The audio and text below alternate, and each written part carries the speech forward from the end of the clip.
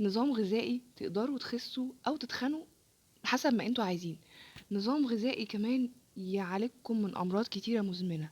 نظام غذائي ناجح مع اكتر من 1000 حالة، و1000 حالة طلعت لايف واتكلمت عن تجربتها مع نظام الطيبات لدكتور ضياء العوضي، واتكلمت قد ايه كانت عندها مشاكل صحية صعبة جدا زي ام اس وفايبروميالجيا ومشاكل في المعدة ومشاكل في القولون ومشاكل في المفاصل والسكر والضغط والكبد والقلب وحاجات كتيرة قوي، وخافوا. طب معقول الدكتور ضياء دافع لكل دول؟ معقول كل دول لجان؟ معقول كل دول واخدين فلوس ولا دي حقيقة؟ مفيش حد يا جماعة عيان وبيتألم وهيطلع يقول على نفسه كويس. مفيش حد. يعني انا واحدة من الناس الحمد لله لو انا كويسة بقول انا كويسة جدا، لو انا مش كويسة بقول انا مش كويسة. تجربتي مع دكتور ضياء او نظام الطيبات تجربة انتوا عارفينها كلكم، واللي مش عارفها شوفوها كاملة في قوائم التشغيل. المحتوى يهم الصحة والتجميل للبنات، فلو بنت تحبي تسمعي عن حاجات كتيرة تهمك كبنت، وازاي تطوري من نفسك ومهاراتك وشكلك وجمالك وحاجات كتير، اعملي لايك وسبسكرايب واشتركي واسأليني في الكومنتات حابة تعرفي عن ايه. بجاوب على كل الكومنتات على طول. طيب هتكلم عن اسئلة كتيرة شائعة، وازاي نحل مشكلة الامساك اللي بتحصل مع مع النظام، او عموما بتحصل لو احنا وقفنا الالياف. لان احنا في النظام ده ما بناكلش خضروات، ما بناكلش فاكهة بقشرها. احيانا بيحصل مع بعض الناس امساك او ممكن بسبب التوست، مش عارفة، بس انا ما حصلش معايا المشكلة دي. بس المشكلة دي لها حل سهل جدا. ممكن ميه بزيت زيتون، معلقه زيت زيتون، او حاجه جميله قوي انا بجيبها من البازار اللي بنزل مع بنزل مع استاذه لميس سلامه، مذيعه لميس سلامه. بنزل كل بازار كل شهر مع بيبقوا شقلاوه ده من الناس العارضين ممتازين جدا، عندهم مكسرات وعندهم حاجات بقى اللي هي رمضان والحاجات القراصيه والحاجات دي. كل سنه وانتم طيبين بقى، ما اعرفش الفيديو ده هتشوفه كنا دخلنا في رمضان ولا ايه. الحاجات دي الحلقات دي كلها مسجله. القراصيه انا بجيبها من غير نوى، عندهم ممتازه جدا جدا جدا جدا جدا. احلى قراصيه ممكن تاكلوها لان هي طريه جدا وجوسي كده. شقلاوه، شقلاوه ده في مصر. شوفوه على الفيسبوك هتلاقوه، او يعني هتلاقوا العنوان بتاعه. اللي ما لقيش عنوان بتاعه ابعت لي على الانستا او اسالني هجاوب عليه في الكومنتات بالرقم على طول. ناس ممتازه جدا. طيب المهم، النظام لدكتور ضياء العوضي حسن معايا ايه؟ حسن معايا كل حاجه.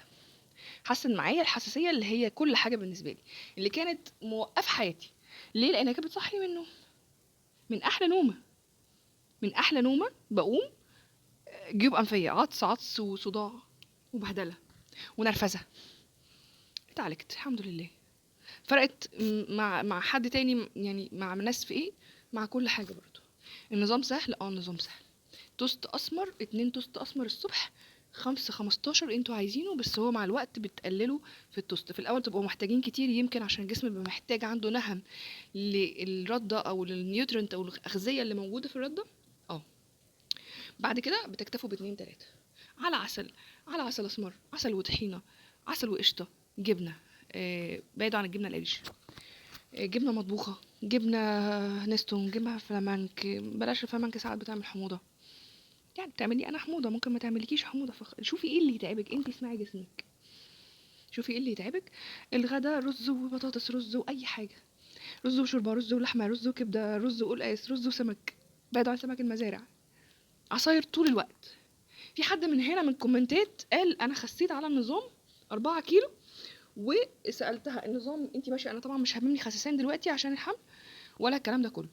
قلت لها ماشيه على ايه؟ قالت لي العصاير، مزوده في العصاير، فجربوا. النظام خسس ناس كتير.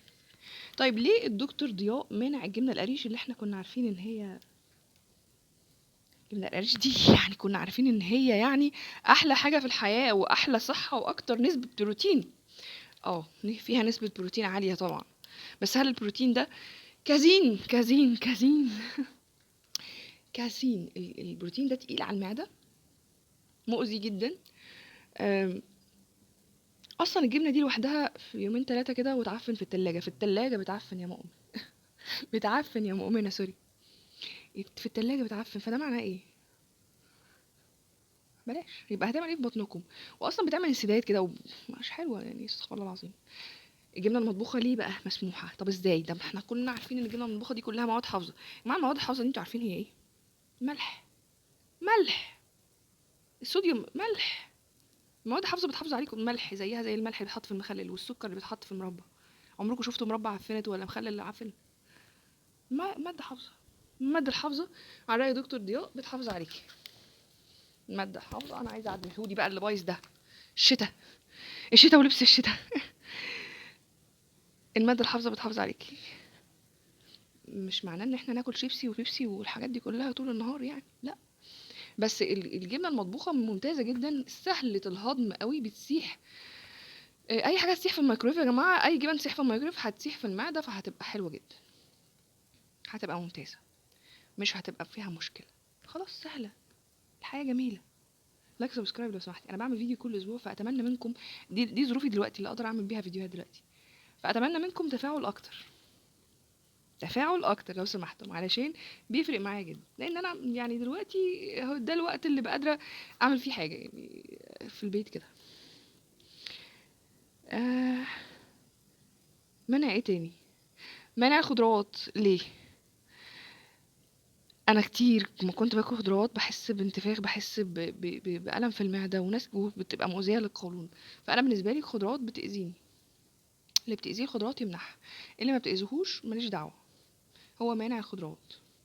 بس مش مانعها كلها. مانع مثلا يعني مثلا البطاطس والقلقاس معانا يعني. مش حاجه وحشه.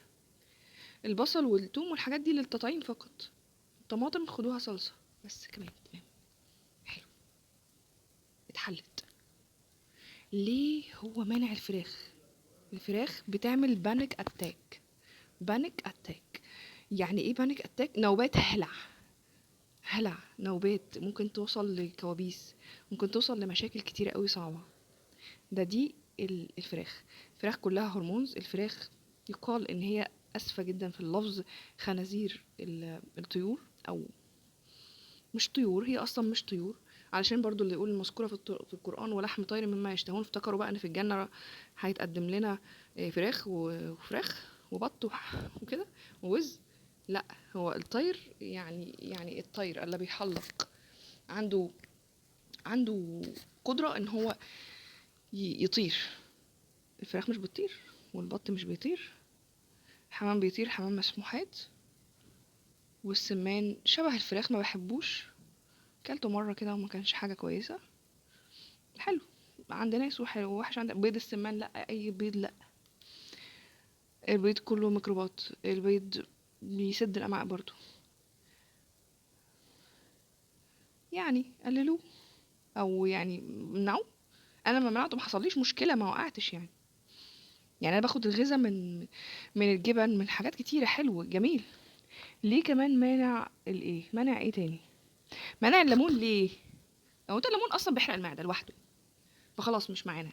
خلاص في داهيه. استغفر الله العظيم، استغفر الله العظيم، استغفر الله العظيم. الحلويات الدي ممنوع ليه؟ الدي بيسد المعده يا جماعه. بيسد المعده، بيسد الامعاء.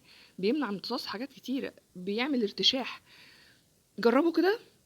امشوا على النظام فتره واعملوا زيي. لخبطوا وكل حاجه فيها دقيق. شوفوا كميه العطش اللي, اللي هتحسوها. اسفه جدا، انا كان في حد طالع على السلم وبيشرب سجاير، انا بكرهه. ريحتها وحشه قوي. انتوا بتابعوني من بلد ايه؟ بتتابعوني من بلد ايه؟ منك لله، ده سجاير ايه دي كليوباترا دي، انا عن كليوباترا. منك لله. استغفر الله العظيم. ثانيه واحده. اجيب اي حاجه افرش بيها الهواء اللي سد ده.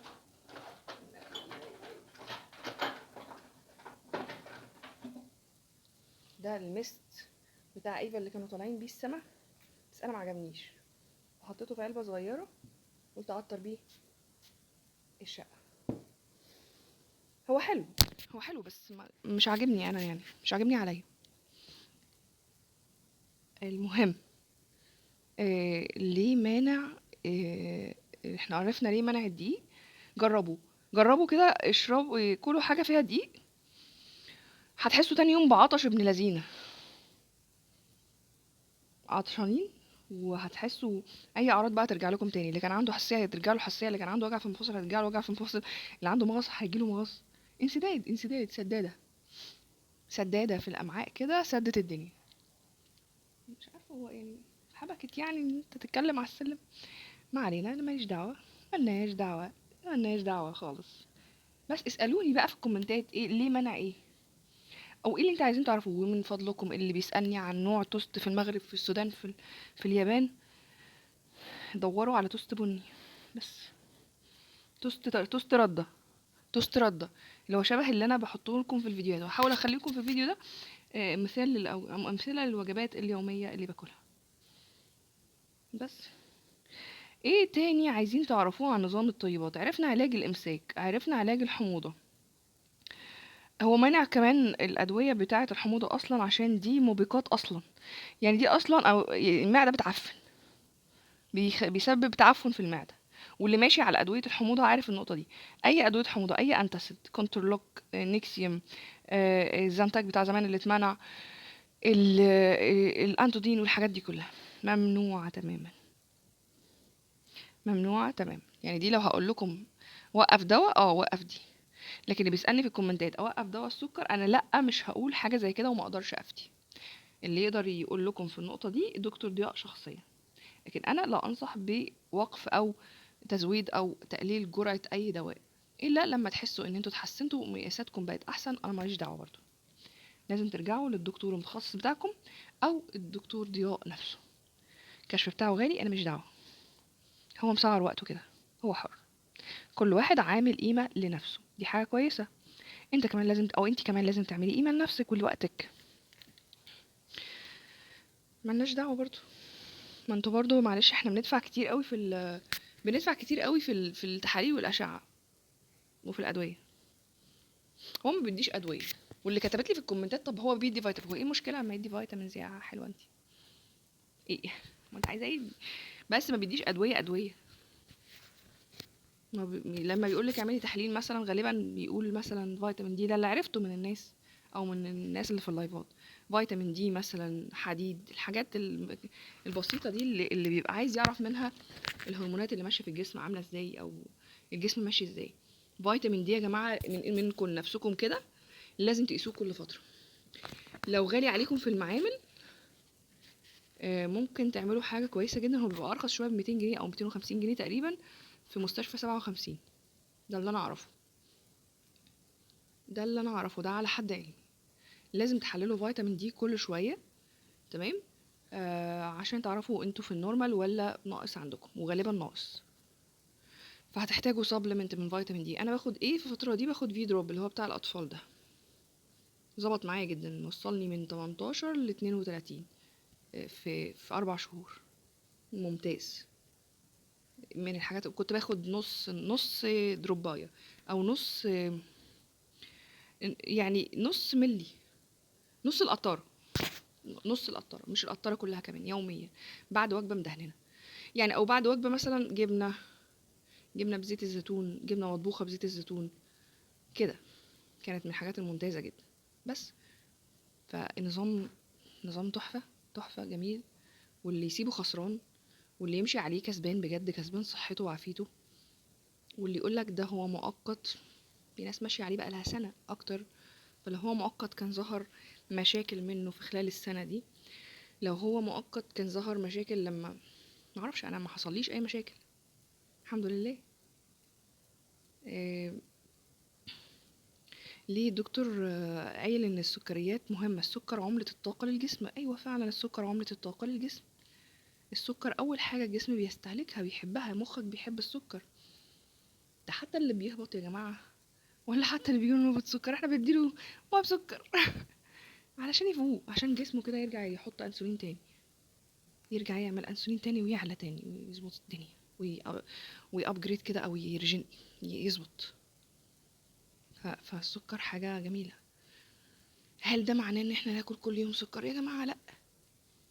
بس انتوا لما منعتوا السكر ردوا عليا في الكومنتات، لما منعت السكر حسيتوا حاجه؟ والله ما كان في اي فرق. انا واحده من الناس منعت السكر فتره كورونا كلها، وجالي كورونا واتبهدلت. انا كنت باكل اللحمه كده يعني ماما كانت بتعمل لحمه وباميه وكده مثلا، الاكله اللي هي المفروض بحبها قوي.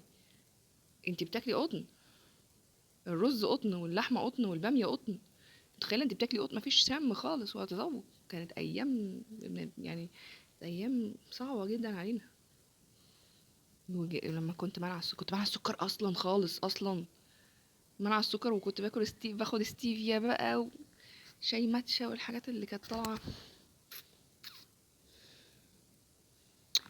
واللي عايزه اقول لكم حاجه، انا ما خسيتش اصلا، بالعكس زدت، ورجلي حصل فيها تعب. انا لسه يعني حاسه بيه لحد دلوقتي، واتمنى ان هو يخف مع الوقت مع النظام بتاع الطيبات.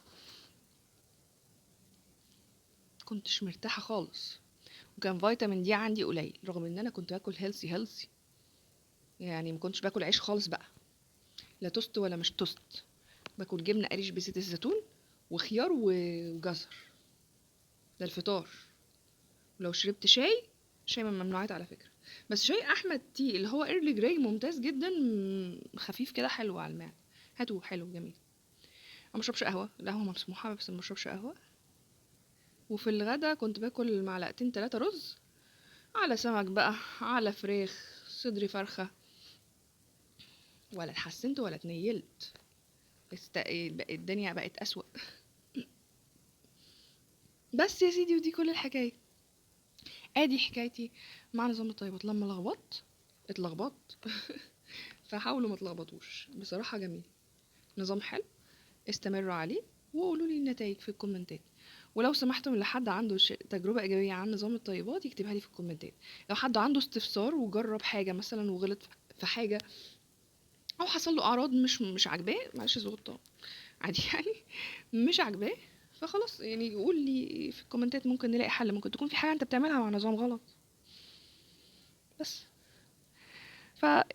لايك سبسكرايب لو سمحتم، اشتراك، شوفوا قوائم التشغيل، شوفوا الفيديوهات كلها وتفاعلوا معاها من فضلكم لو حابين هبة، لاني هفيدكم كتير الفتره الجايه. واكتبوا لي في الكومنتات حابين تعرفوا ايه الفتره الجايه. بس اشوفكم على خير الفيديو الجاي. ما تنسوش تكتبوا لي في الكومنتات الحاجات اللي انتوا عايزين مواضيع عنها نتكلم عنها، اعمل سيرش ونتكلم عنها، والاسئله بتاعتكم كلها.